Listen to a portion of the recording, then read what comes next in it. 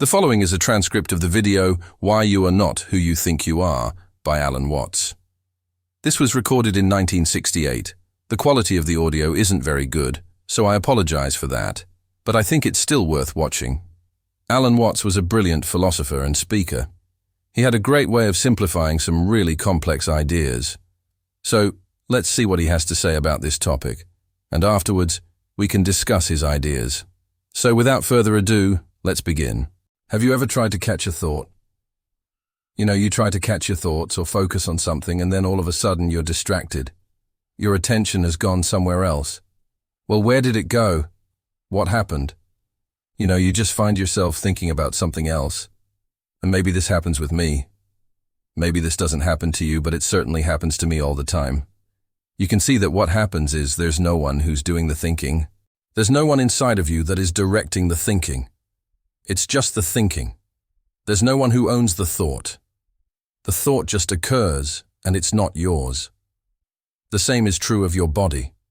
When you look at your hand, you can see the fingers wiggle. They move. You can see your arms move. You see your legs move. Your eyes move. Everything about you is moving except your so-called self, and yet you think you are that self.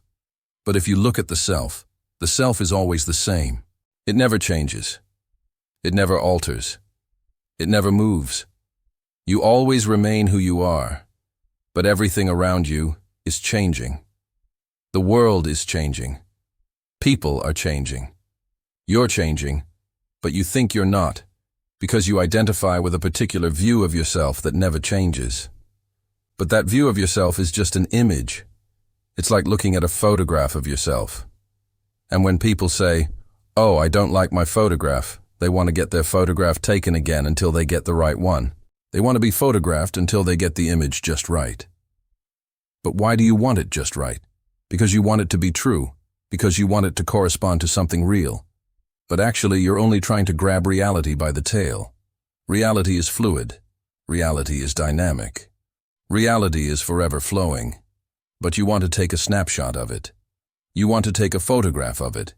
You want to freeze it because you want to possess it. But what you possess is only an image.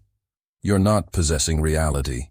You're possessing a little picture of yourself that someone took with a camera, or that you took of yourself with a camera. You think that's you, but it's not you any more than a photograph of a mountain is the mountain. You think, well, I look like that. No, you don't. You look like that just as a mountain looks like its photograph, but you're not that photograph. You're the process that produces the photograph. You're the process that produces your experience. You're not the image you have of yourself, which is a still, frozen thing.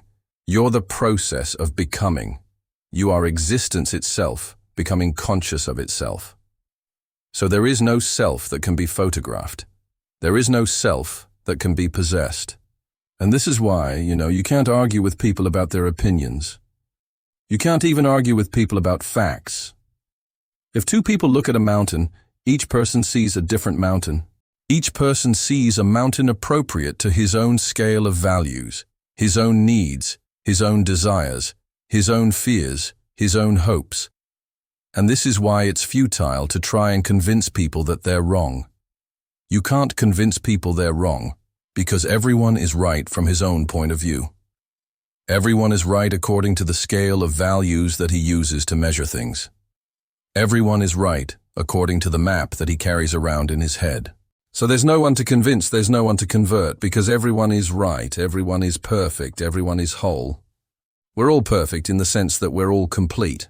And when I say complete, I mean complete within the context of our own scale of values. And this is why all the answers are inside of you. And this is why if you want to know whether or not you have answered your question correctly, you must answer it from every possible angle. Not just the angle that you want to be true, not just the angle that appeals to you, not just the angle that seems nice or that seems logical or that seems reasonable. You have to answer it in every possible way. And if you do this, you will find that all the answers fit together perfectly. There are no contradictions. Like, when a man dreams, he might dream that he's flying, he might dream that he's falling, he might dream that he's swimming, he might dream that he's driving a car, he might dream that he's falling in love, he might dream that he's being chased by a tiger. And there are no contradictions in the dream. In other words, the dream is perfectly coherent. There's no logical errors in the dream. All these different experiences, these different scenes make perfect sense in the context of the dream. And you might ask, well, how can there be a perfectly coherent dream that you're flying and falling at the same time? That's precisely what a dream is. A dream is not the opposite of wakefulness. Wakefulness is a kind of dream. A dream is merely another state of consciousness. And in that dream, those different things are all happening. You're falling, you're flying, you're swimming, you're driving, you're being chased by tigers. It's all happening. And yet there's no contradiction. And the reason why there's no contradiction is simply because you are that dream. The dream is not something over there. The dream is not something that's happening to you. You are that dream. In other words, you are all those things.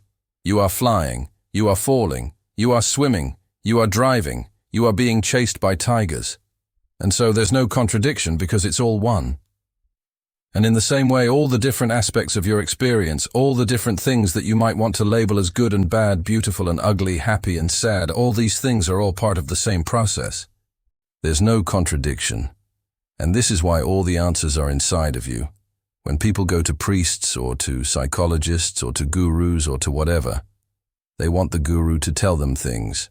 They want the priest to tell them things. They want the psychologist to tell them things. They want somebody to tell them things. But all the answers are inside of you. The only thing you need to do is to become aware of them. It's like a man who goes to the ocean and he wants to know how deep the ocean is. And he goes to a fisherman and he says, "How deep is the ocean?" And the fisherman says, "Well, I don't know how deep it is. I've never measured it." He says, "Well, how do you fish?" The fisherman says, "I just cast my line in and I feel for it." That's exactly what you're doing when you meditate. You're casting your awareness out into the stream of life. You're feeling for things. And then you say, well, what does it mean if I feel this? Or what does it mean if I feel that? Well, you don't ask what it means. It just means that that's how it is. It just means that that's how it is. It doesn't mean anything. It just is. And when you stop asking questions, when you stop seeking answers, when you stop seeking meaning, you find that everything is meaningful. Everything is full of meaning. You don't have to seek meaning. You don't have to seek happiness. You don't have to seek love. You don't have to seek truth. You don't have to seek God. You don't have to seek anything because you are all these things. You are everything. Nothing is missing.